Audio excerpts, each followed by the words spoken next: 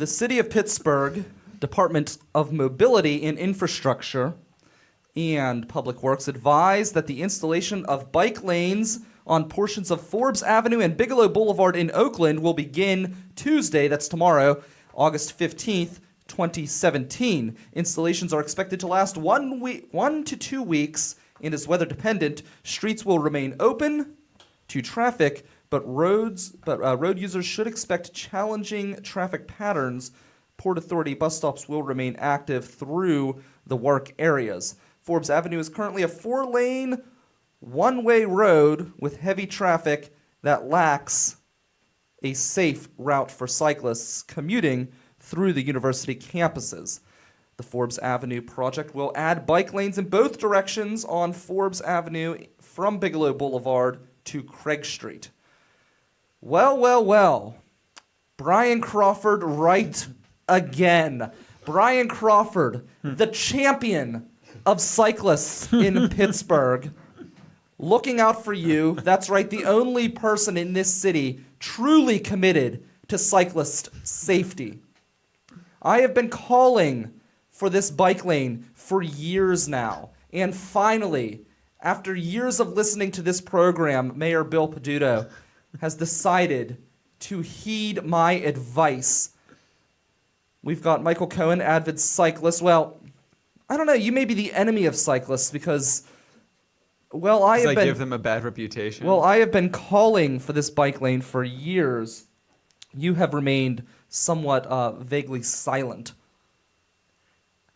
I am thrilled at these bike lanes. It's true. I don't call for a whole lot of stuff. It's not really my go-to, I think, is part of it. All right. I usually assume other people know better than I do. I am this city's biggest champion of cyclists. I have been fighting for this for years. Why did it take, and this is actually a very sad truth, why did it take the death of a cyclist to finally open someone's eyes to the fact that a bike lane was drastically needed on Forbes Avenue, a road that had 1 million car lanes, and it wasn't going to impede traffic for automobile drivers? This makes sense. This is what I've been calling for. Instead of using pure politics in your decision on where you were going to place your bike lanes, instead of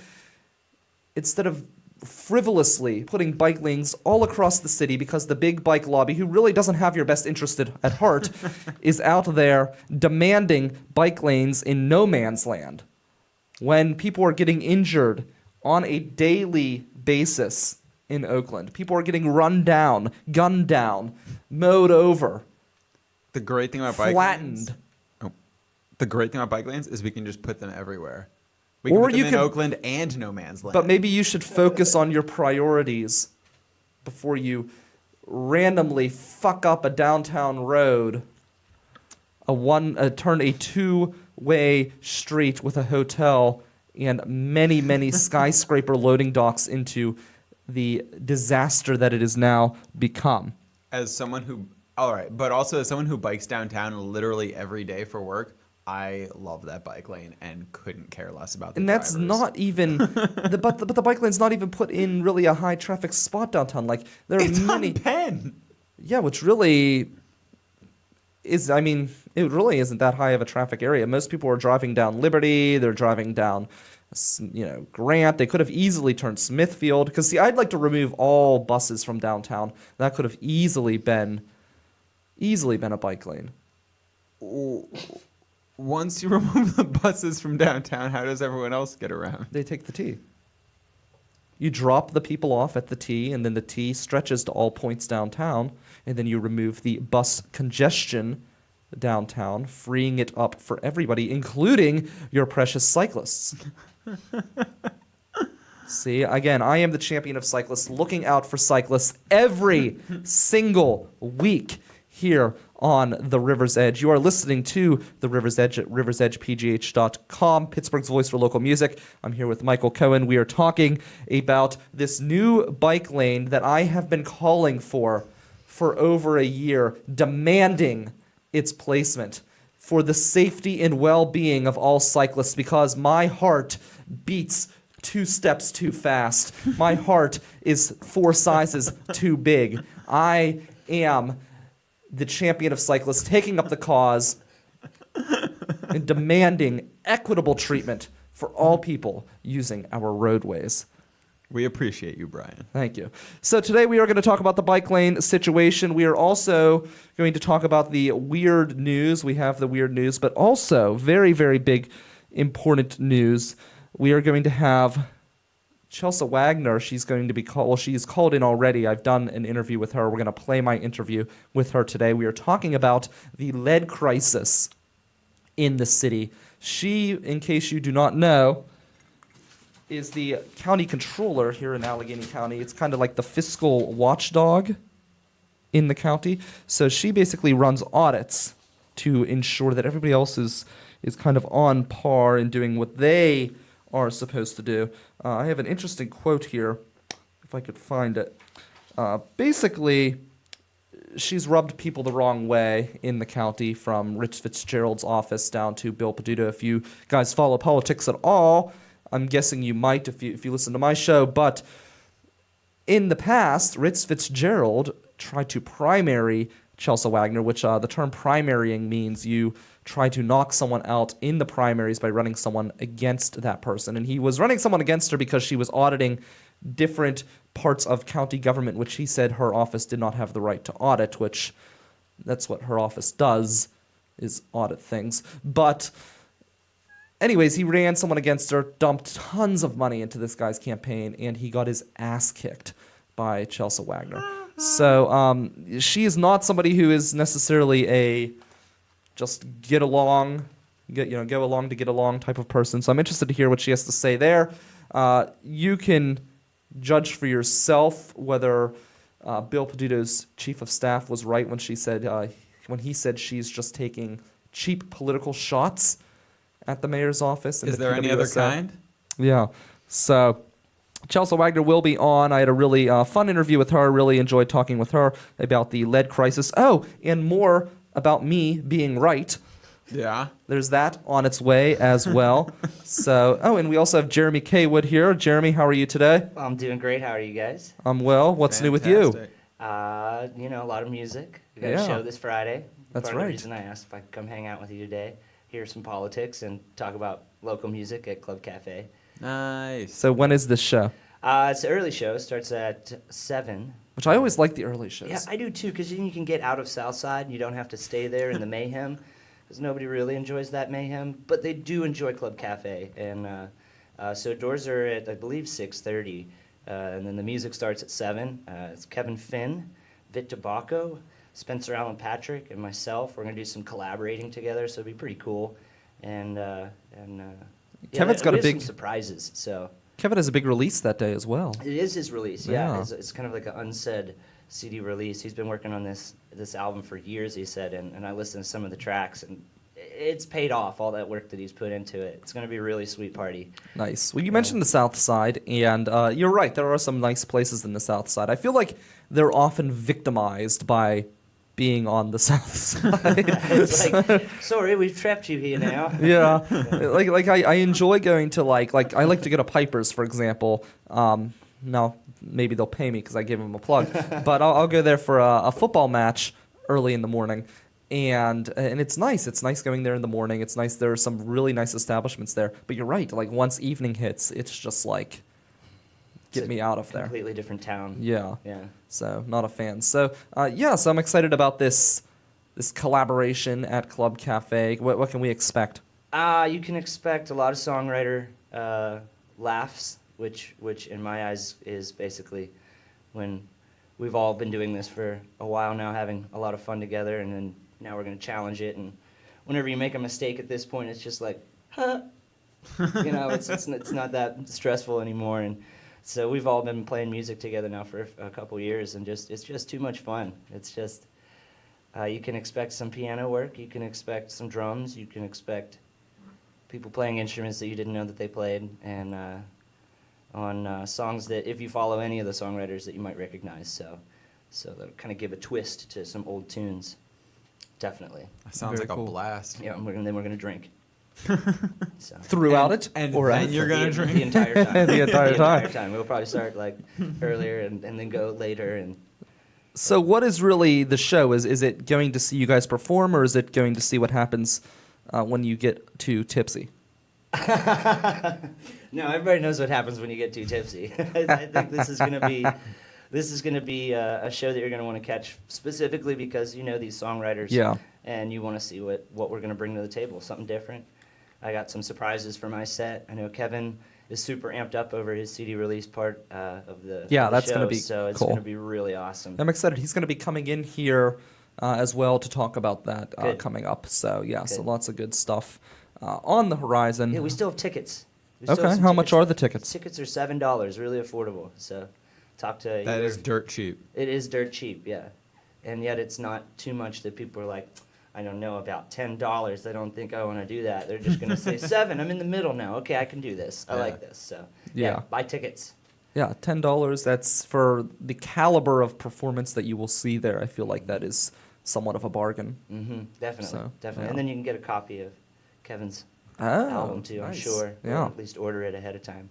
Yeah, that would be cool. I know he's he's real excited about it. He's been talking to me about it every week. So yeah, it's gonna be his writing is so it's mesmerizing. And so when I was listening to the album, it's like everything that you would hope that he would have fleshed out with other instrumentations and things. It's just beautiful. nice.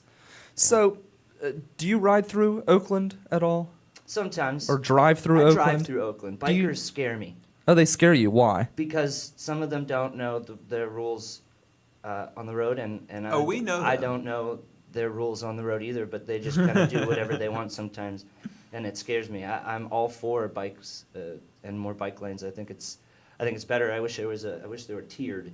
You know, isn't there some country? in the Yeah, world that has there are different some that have different levels. Yeah. Really? Yeah, they have different levels. So there's like a walkers and then Do the you runners think and the bikers. that it and the should be cars. mandated by law that cyclists use the bike lanes when on those roads where bike lanes exist? I mean, probably they were provided for a purpose, weren't they?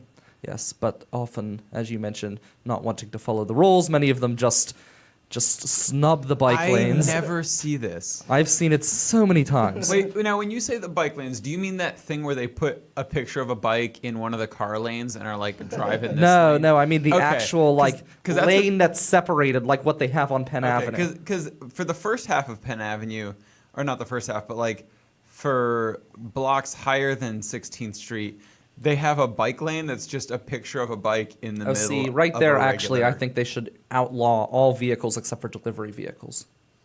I would be down with that. Yeah, because I just think The Strip District should really just be delivery vehicles. that's what I mean, especially Yeah, on Penn, definitely. because it's so difficult. But in order to do that, you would need to build a parking garage, and you don't want to put the parking prices so high that people won't be able to park there, because that's often what happens when they remove spots for vehicles. They put in these parking garages and make these obscene prices that people just aren't willing to spend money on, Yeah, and I mean, then they don't come down. That's one of the reasons why I always bike downtown, is because parking down there is hellacious. Oh, it's ridiculous, yeah. It's terrible. I used to park. Well, I still do park. I know where there's free parking areas downtown, and I will walk to avoid paying for the Yeah, parking. we've talked about this. Yeah. I have my secret spot on the north side, right Yeah. across the 9th Street Bridge, that I always park at. It's not Okay. so secret anymore. I think Well- I know where that is. Are there a bunch of signs that say "We'll fucking tow you"? Yeah. but they never do. Right. Yeah. So Kevin says here on the Facebook feed that his sister is a pro cyclist and she would love me. See, I am telling you, I am the champion of cyclists. Kev, tuning in. Cyclists all over the city, they come to me when they want shit done. Look what happened in Oakland, right there. Do you need any more proof than that? So can we talk more about me being right? Well, I think you should be very proud. To be right? Yeah. Yeah, I'm often right, and I was right about Bill Peduto. I was right about the city. I was right about misleading information when it comes to lead. An article came out from The Guardian that alleges that health officials have misled. They've given misleading statements and deflected attention away from lead-contaminated water. And just As to a be clear, result, as a result of Chelsa Wagner's audit, which we will be talking about with Chelsa. And just to be clear, The Guardian's a British newspaper, right? I believe so. Like, It's- yeah, like, it's- This is big. Yeah. We're Pittsburgh. Well, entire world. it came out a while ago that we have higher lead levels than Flint, Michigan here in Pittsburgh. No. And what's interesting, You know go what ahead. my mom got me for my birthday last year? A water filter. Like not a Brita, like a good ass water filter, like the kind with like a fucking engine that like pushes the water through a much denser filter to pull out lead and whatever other god awfuls are in the stuff here. Well, Chelsa and I get into this topic in great detail. Britas don't do it. Through no, they don't. You need a special type of filter, and we were talking about it. And she's been calling for total line replacements. And the quote I gave in the interview, I believe, was for the price for the line placements coming into people's houses, but at the actual total cost, I believe we say, and you'll hear it in the interview, it's somewhere around $60 million to replace all of these lines. And she's calling for full line replacement, but the mayor wants to do it on the cheap. And he just wants to replace city-owned lines, not the lines going into people's houses. So, but the problem is it was actually the PWSA that caused the problem. The reason why our lead levels went up, because historically we've actually had good water here in Allegheny County, but we have this century-old system, and what they did is they brought in a contractor to help with the management of the PWSA. They slashed the number of employees that test the water, and then they changed the chemicals to treat the water. Oh yeah, when I was living on the north side, I got some notice that was just like, hey, we stopped putting the anti-corrosives in your water a couple of years ago. Our bad. Sorry. You're probably fine. Was like the gist of the letter. Yeah, so they created the problem, but now they want you as an individual citizen to fix the problem your own financially. So, Although, what I was kind of like, hey, while we're on the subject, tell me more about these anti-corrosives you've been putting in my water. What do they do? yeah. I'm not thrilled about that either. Do they really expect the people to pay for it themselves? Yeah, that's what the mayor's It's office. not our taxpayers' money. This is like they. Well, they're like, saying- the line is messed up. You're gonna have to pay for Well, that. okay, I mean, this isn't entirely so. The lines are lead and they're on private property is the problem, right? And so the city's been using these anti-corrosives to basically prevent the lead from leaching. But there is lead lines, and so yeah, short of putting weird chemicals in your water, there's not really like they do need replacing. The question Yes. is like, who could possibly afford to do that, and do we just want to basically suck it up as a public health issue, or do we want to try to Nickel and dime people. have tenants trying to get their landlords to replace these pipes? And the problem, right, is that then like if my landlord had to replace a bunch of pipes, she would just probably go ahead and like I pay $285. Like no one's gonna replace the pipes and then keep me in that apartment. You know what I mean? Right. Is the Your values problem. will go.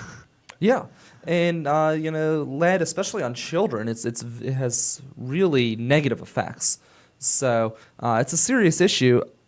I don't know if anybody really in the county is taking it seriously, outside of Chelsa Wagner. I don't know anyone else who is, and it's interesting. We will talk in this interview.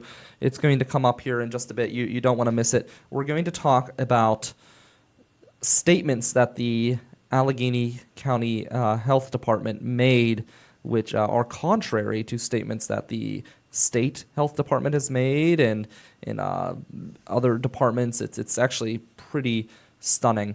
But I'm really excited to talk with her. The interview's great. You don't want to miss it. So I want to hear your thoughts on the lead issue. Are you drinking the water? And, people have laughed. I listen to these documentaries where they kind of mock us for our consumption of bottled water. But hey, if you live in Pittsburgh, what else are you supposed to do? Oh, it's awful. So, Kevin is on it today, and he said that his property has a lead line. It's going to cost him $5,000 Exactly. to replace That's what it. I'm talking about. Like if you were a landlord and you had some scumbag tenant like me, like and you had to do something expensive like that, why would you keep me around? And how for maybe a homeowner or somebody who maybe they managed to buy a house, they got the money together, they bought a house here in the city, or maybe they inherited it and it's not something they would have been able to afford, and they're living paycheck to paycheck. How do you expect that person to pay to replace lead lines? Yeah, I mean, it's an unfortunate thing that our society did 100, 150 years ago. It was a big mistake, and we should just suck it up as a public health issue. Fix it. Yes. So say I spend the $5,000 when I buy Kevin's house to fix that lead line, right? The other pipes around me haven't been changed. Does it mean I'm still going to have issues with my lead? It could, yeah, if it's going to run, if that water's going to be running through your pipes. Yeah. So then what the So fuck? they are fixing some of the public pipes. So yeah, I If mean, they fix the public pipes and you fix your pipes, then you'll be fine. okay. Right, but yeah. what if I fix my line before they fix my public? Then I'm fucked still. Just until they fix Until they theirs. fix it, yeah. Yeah.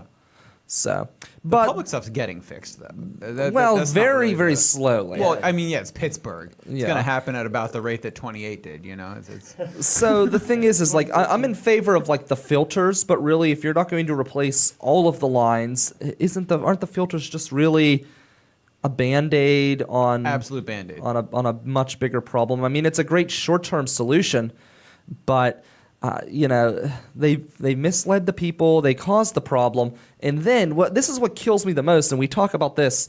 It's great. Bill Peduto runs for re-election as the clean water candidate. At the same time, he's the one misleading the public on the water crisis. Real talk. So it's just stunning, and it's a shame that no one else in the media is taking this issue seriously. Why don't we have a Get Marty on the lead crisis here in Pittsburgh? I mean, it's nice to go out and do these small little things that matter. They are important, but I mean, this is a citywide disaster. Yeah, we should find out what Matt Light's platform on Matt for Mayor is about clean water. Yeah, there we go. Seems to be the number one runner-up against Peduto. Yeah, there's not many options out there, are there? So, anyways, we are going to take a quick break, and when we come back from the break, we do have the weird news on the horizon. I'm excited about that. I know, Michael, you've got a story. I've got a couple stories myself, and that will be up next here on Pittsburgh's Voice for Local Music, The River's Edge. I'm alright, right by me. But always be alright at the double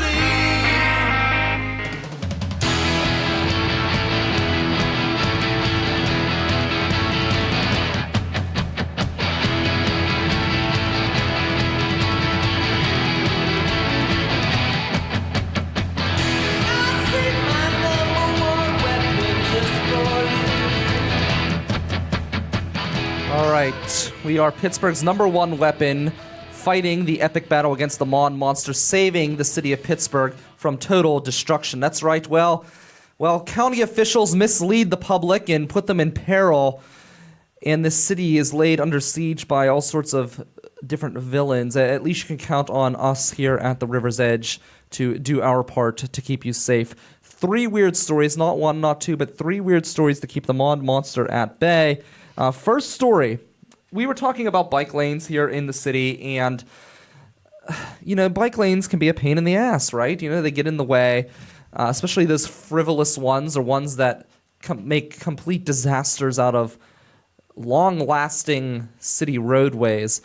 And they can create havoc, and they can create grind and create more gridlock.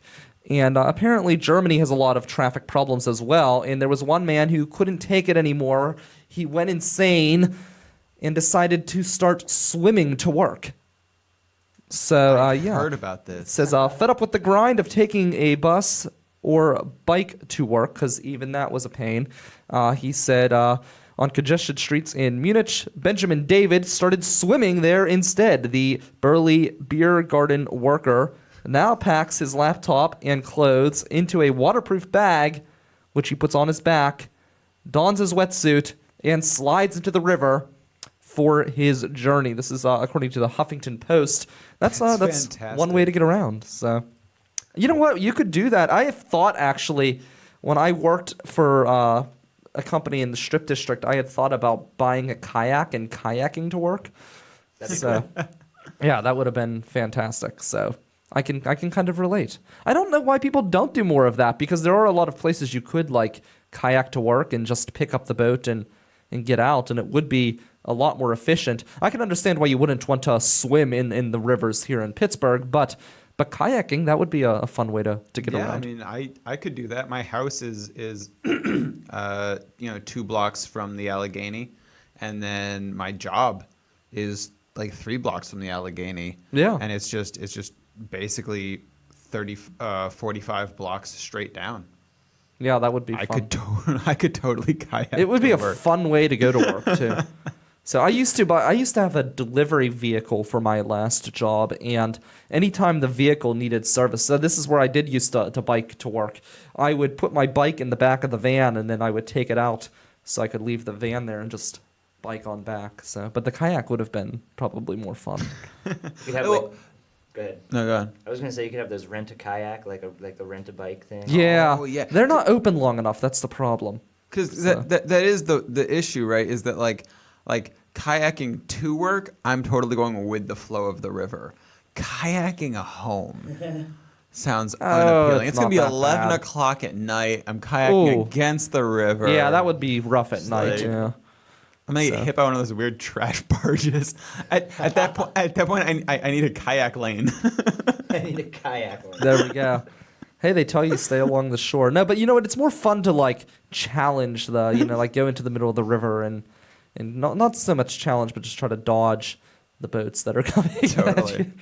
So, Yeah. you have a weird story. Okay, so police are forever trying to figure out what to do about people buying drugs on the dark net because medicating yourself is like the worst. Darknet, is that like the worst thing you can possibly do. what is a darknet? Is Okay, that, so is the that like a black darknet- market?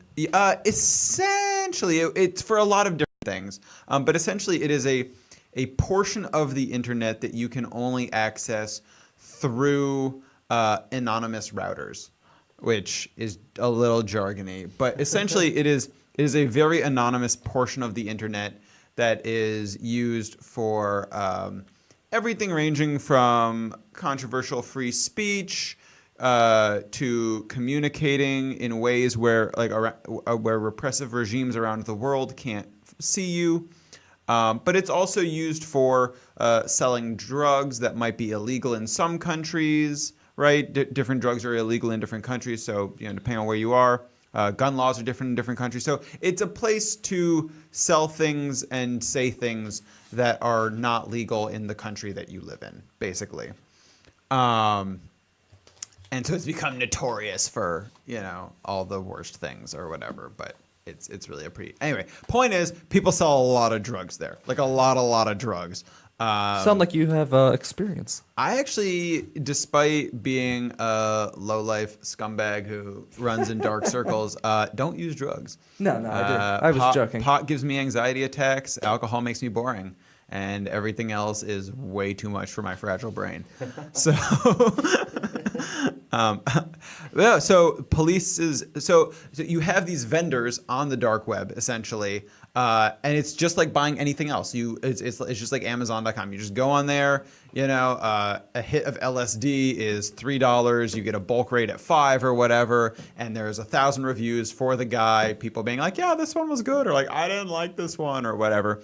And you just order it in the mail. Wow, this is very sophisticated. You would not think that it would be quite so just so easy. I mean, that's just it's almost like rate your. It's almost like eBay, okay, where you rate the seller. It's identical to eBay. Yeah, that's you crazy. literally go on and the format looks just like eBay. Wow. Except it's pictures of cocaine and LSD. I can't believe that exists. Absolutely, it's incredible. I mean, it's fantastic too because instead of buying from randos on the street, you can go to a vendor that has thousands of reviews and look at those reviews.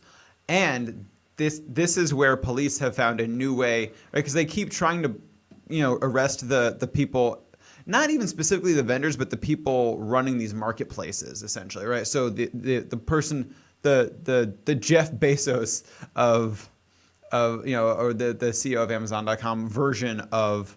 Did you hear about the Silk Road?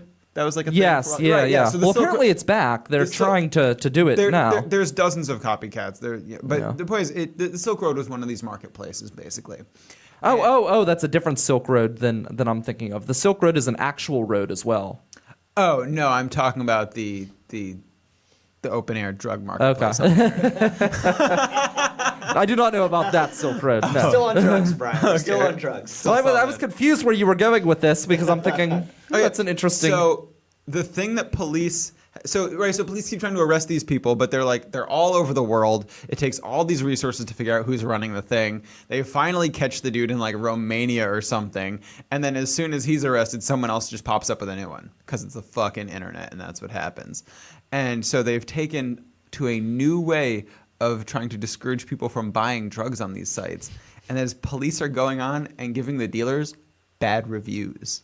They're just going That's here and being hilarious. like, I didn't like this guy's cocaine. Or like, this acid was just paper. and they think that that's going to be effective, which, you know, there's something to be said for that. If I was looking for drugs on here and I read a review that was like, this drug made my nose flare up, I'd be like, I'm not going to buy from that guy. Yeah. But yeah, I just thought it was funny. You know, they're like Yelpers. That's actually pretty hilarious. Yeah. Very good. Well, we have another story. Please tell me, you guys all you flush the commode when you take a dump, right? Yeah, of Everybody? course. Okay. Yes. Well, a lot of people don't. You know, you go to all When you these take a places. dump? Yeah, you go to all of these public bathrooms, and there's people's shit left over, literal shit, just left over because they don't flush. I always assume that they tried to flush and that the toilet was too weak. I'm with Michael on that one. I give the Well, human then how element come of that I always the go benefit and of the flush doubt. it right afterwards and it flushes correctly? Because I don't like to poop in places where there's leftover poop. So I will if I see that there's poop in a stall, I'll flush it and then I'll go to the next stall over because I don't want the fumes of their feces infesting my entire respiratory system. So, I mean, that's a thing that can happen. You know, the fumes get into you and then you've got poop particles from someone else's fecal matter. And your body absorbs them swimming through the through your lungs, and body. then you're running on poop instead of oxygen. Yeah. It's a nightmare. So, you know, I take great care to flush all of the commodes.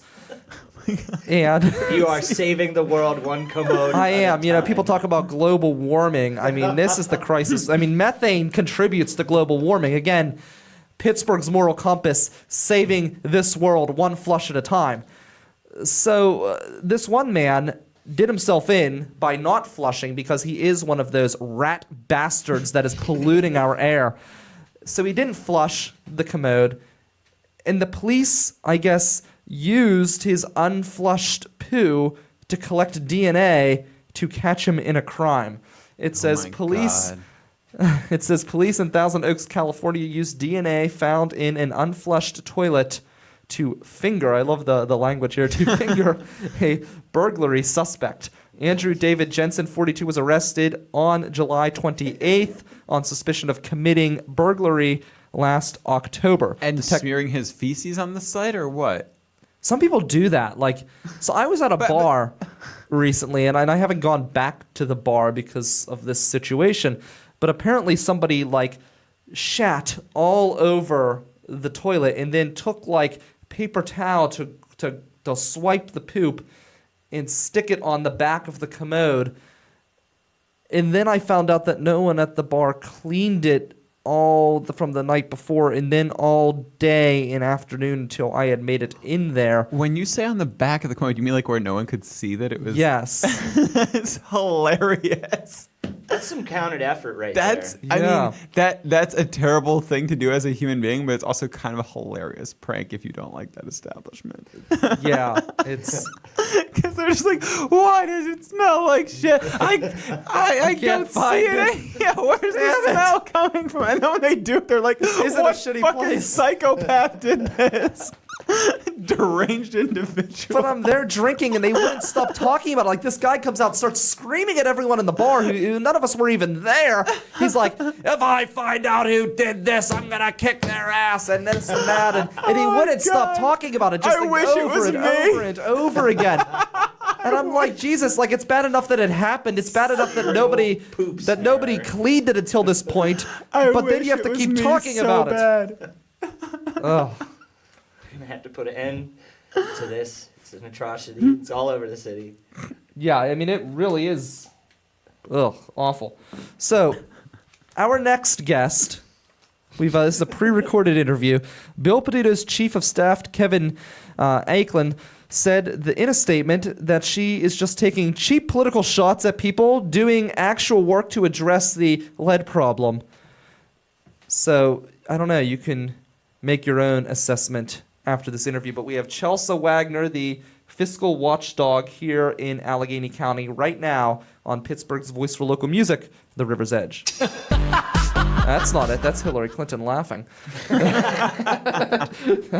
That is a segment that we use on our Saturday show. Oh, and also just a quick reminder, if you decide to swim in the Allegheny River to try to make your way into work because it is super congested and you don't feel like dealing with the bike lanes and you end up swallowing a random piece of feces that was flushed and then flowed into the Allegheny River because of the problems at Alcason, and you suffocate on that turd and you come to an untimely demise, I would suggest putting in your will that you want to get a Hahn Funeral Home because it is the only family-owned funeral home here in Millvale, and they also specialize in green burial services. So you can take advantage of that, which is nice because then you can be, as we mentioned, friendly to the environment even in your final days. It's a good plug. Yeah. So we've got Chelsa Wagner right now here on the River's Edge. My current guest is the fiscal watchdog here in Allegheny County. We have County Controller Chelsa Wagner on the phone. And Chelsa, it came out a little bit ago, a while ago actually, that Pittsburgh, according to the Pennsylvania Department of Health, had higher lead levels than Flint, Michigan. Pretty alarming, huh? Oh, absolutely. And what we've basically highlighted and really focused on is the fact that most people here, many people here in Pittsburgh, don't even know that. And I think that's what's particularly frightening because people don't even have the information to know to protect themselves. And that's one thing that came out in a recent article with The Guardian. They basically alleged that elected officials here misled the public in how serious this crisis is with the lead in the waters. And I know you came out with an audit. You've audited both the PWSA and the health department, and you drew some conclusions that maybe they aren't doing as much as they should to get the word out there to make the water cleaner and safer and really take action. Right, exactly. No, it's, one of the unfortunate things is I don't think that is something that's particularly unique for our health department, but when you look at it, you see some of that same sort of neglect throughout the country. There's this emphasis on lead paint, which is certainly something that people should be concerned about, but it's not mutually exclusive, and it's not something like water that everyone ingests and is government provided. So when you look at the health department here, it seems they focus on lead paint because that's where the money is. They get funding for lead paint remediation. Yet here with water, it is something that is absolutely chronic, so that you have everybody in that entire footprint of the Pittsburgh Water and Sewer Authority who is affected. And I've said that it's like a game of Russian roulette because what the city has been telling everyone is that 1 in 4 of these homes have the lead lines, so are at risk, and they don't know where the lead lines are. So unless you absolutely know that no part of your line is lead, and many people can't find that out because it's buried in their yard, you have to be safe. You have to take any precautions that you are able to take. Well, the health department claims that water has never been found to be a primary source of lead exposure. Right, and that was one of the statements. So in our audit, we highlighted how they've made erroneous statements such as that that have no basis in fact. And so in our audit, we showed that they hadn't even collected data on which they would be able to make a statement like that.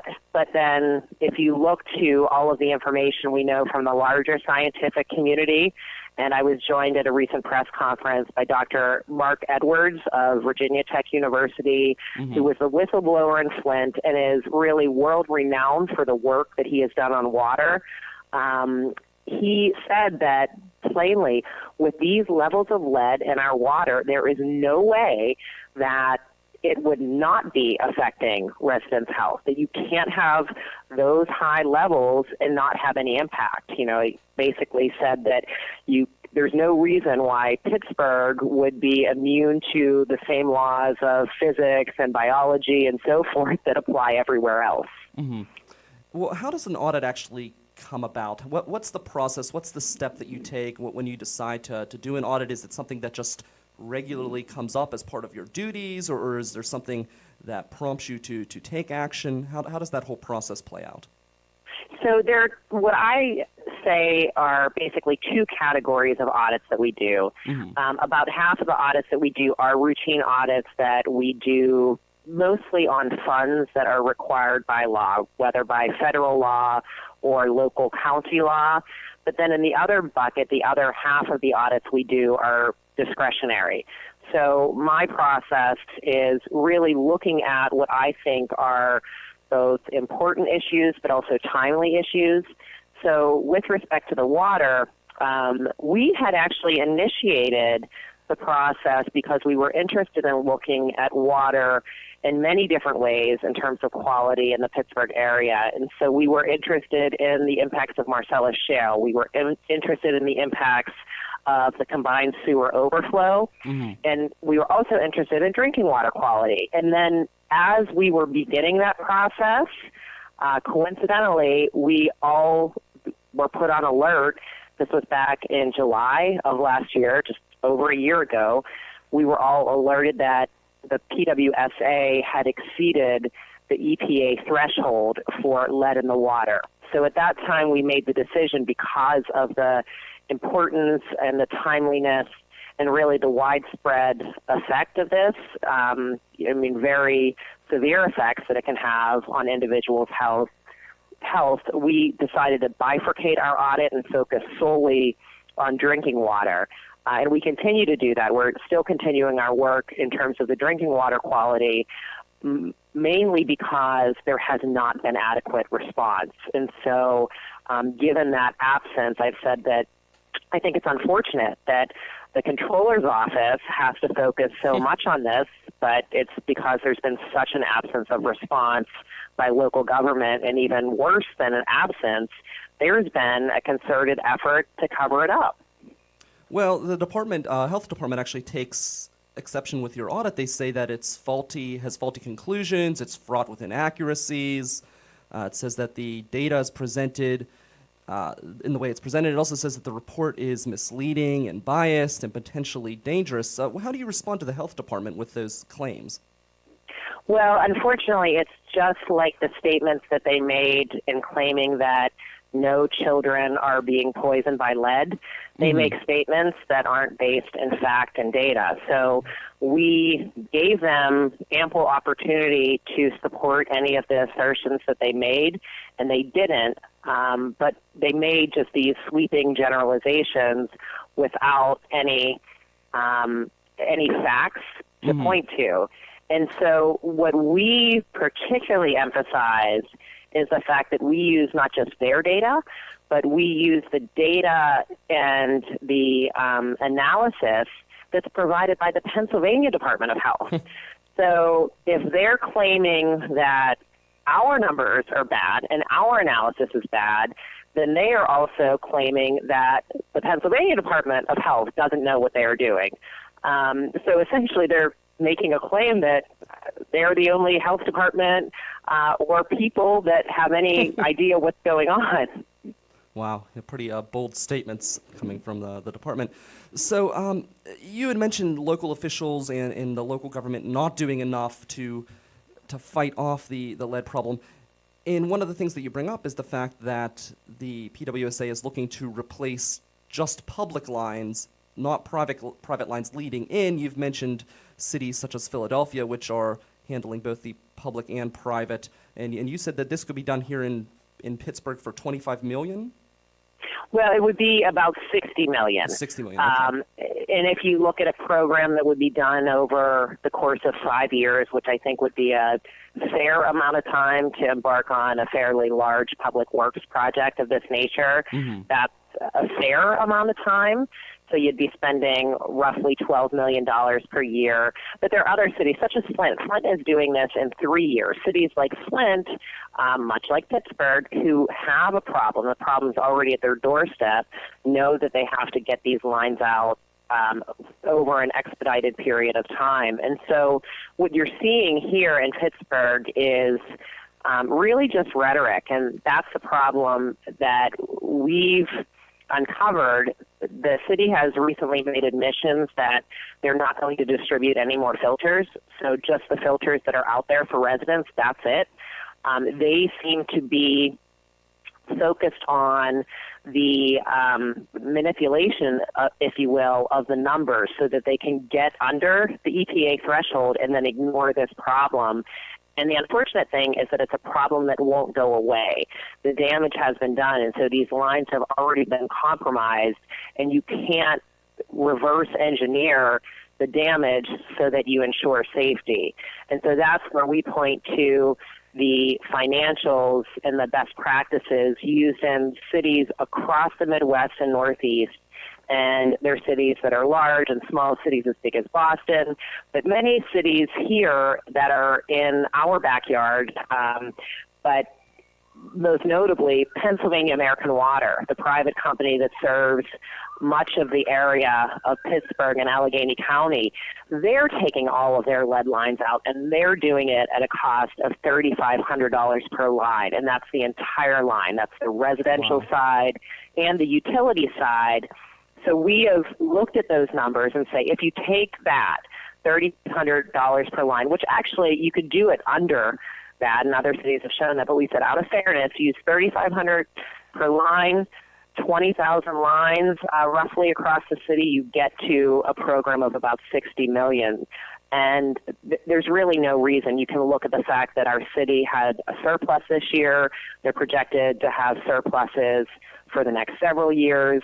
And there are other sources of funding, such as gaming funds, which are used here for favored projects in Allegheny County. And I think using those funds for something that is, I refer to it as a crisis. It's something that is impacting everyone's health. I think that's really smart public policy to use funds in that manner. Well, you have children, and it affects children the worst. So, Absolutely. Yeah, right. I mean, it is a crisis. Right, and that's what's terrifying. I mean, it's especially if you think of a 12-ounce glass of water, you or I, it's not going to have as significant of an impact as it is going to on a small child who might only be 20 pounds or 30 pounds. But studies show that the individuals who are most severely affected are the youngest of children, especially babies who are getting all of their food and nutrients from formula. And you think of what that's doing to a small child, an infant of that size, who's literally having all of their systems develop. It's very conclusive. This isn't new science, and that's the problem that I see with the health department.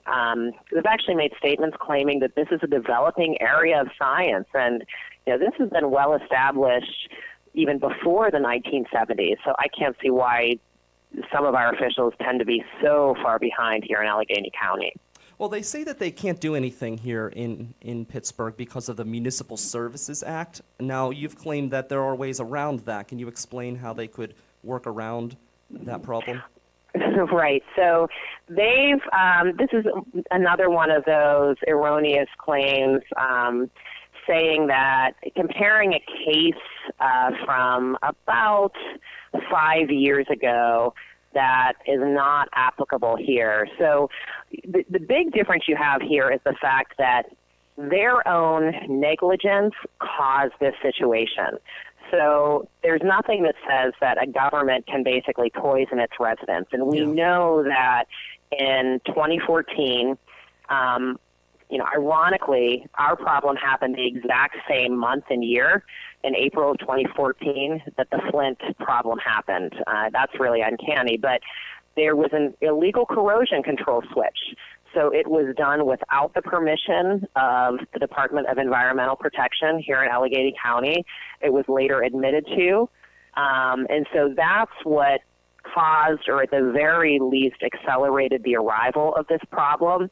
So in effect, the city caused this problem. Mm-hmm. And now they're claiming, based on something that is not the appropriate legal standard, it's one that's from an area around utilities, but not to this particular situation, that they can't then fix it. And they're making analogies saying, we can't go to a resident's home and fix their toilet or pave their driveway.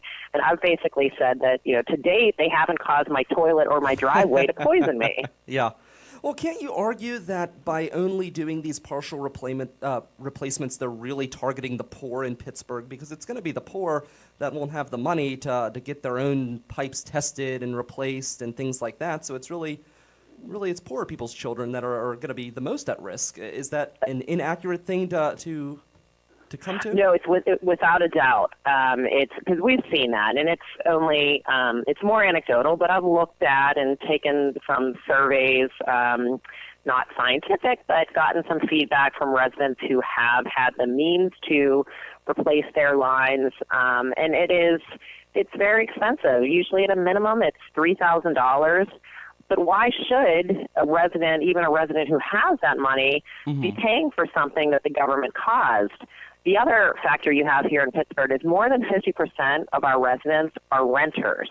And so those individuals, I believe, are really left without protections because there's no incentive for a landlord necessarily to go in and fix the problem or to reveal that there is a problem. And I think there's really, to the contrary, a disincentive. So you have so many people, and like you said, particularly lower income individuals who are at greatest risk here.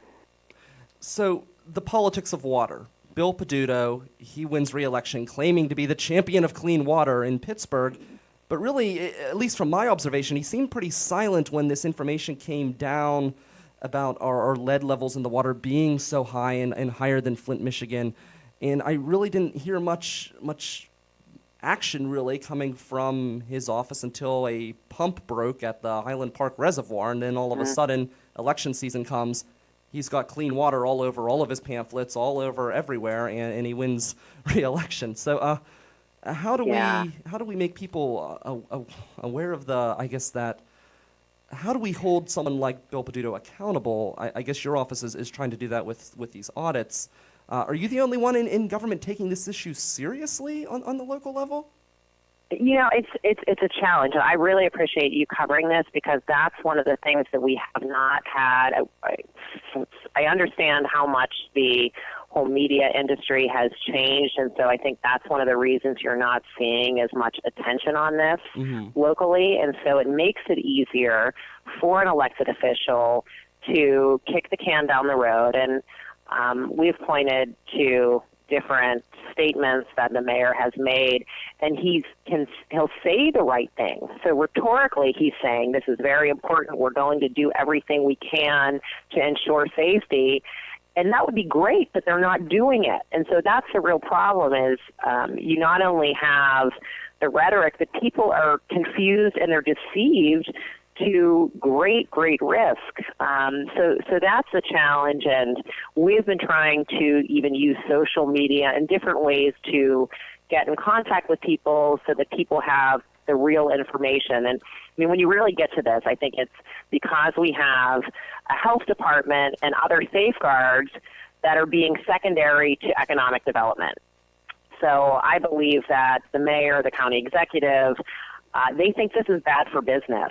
And I've argued that the legacy of Pittsburgh has been the success successes have been when we have confronted our environmental challenges head on and still did the right thing with them, and that was actually what was good for business and good for bringing people here. You can fix this problem, and that's the good news. It's actually affordable for a government to fix this problem, so there's no reason for inaction. It's funny because, Pittsburgh has this reputation now of turning itself around to becoming a more environmentally friendly place to live, yet you Right. can't even drink the water. Right. It's like a third world nation in some ways. You can't even drink the water and be safe. No, it's crazy. absolutely true, and it's we in our office, whether we're doing audits, we always like the Louis Brandeis quote that sunlight is the best of disinfectants. And I think in this age of government, when you have this debate going on at the federal level, this absurd debate as to what is fact and what's not fact, it is very disappointing for me to see that same kind of deception going on here locally. So there's just plain data that shows that we have very high levels of lead in the water, and there's plain data, as we pointed out, that we have very high blood lead levels in children. So, we just have to get to work, and that's really what I've been trying to do, is just nudge the mayor and nudge the others, like the health department, to do the right thing and just get to work. And you may not be able to answer this, Chelsea. I'm gonna end with this, but officials in Flint, several officials have actually been charged with involuntary manslaughter, and 17 are facing criminal charges right now. Do you think we could see criminal charges on the horizon here in Pittsburgh over this issue? Well, when I look at Flint, I think the cover-up of what happened in Flint, I see similarities here, and that's the part that's really maddening, because here I don't understand how we haven't in Pittsburgh learned anything from Flint in terms of the risk to our children, or also that you can't cover this up. You have to address it. So, there are certain things that I'm not privy to in terms of what people knew when, but I know I hear different things, and, some things that for my jurisdiction, I'm not able to, get into some of the kind of deeper details or get access to all of the documents that might tell me that people knew. But I know there are some people that believe that the city knew well before we even knew that this was a problem. Wow, it's frightening. Chelsa Wagner, thank you so much, County Controller. Thank you for taking this issue seriously when others have not, and thank you for putting your position above politics, as you've done several times. You claimed you'd never be afraid to go to battle with the Democrats, and to this point, I think it's safe to say that you've kept your word. Thank you so much. Oh, Brian, thank you. And I really appreciate you talking about this, because it's so important. So it was great to talk to you. You as well. It's Chelsa Wagner. I'm Brian Crawford. You're listening to The River's Edge. Hey, Chelsa, thank you so much. I really...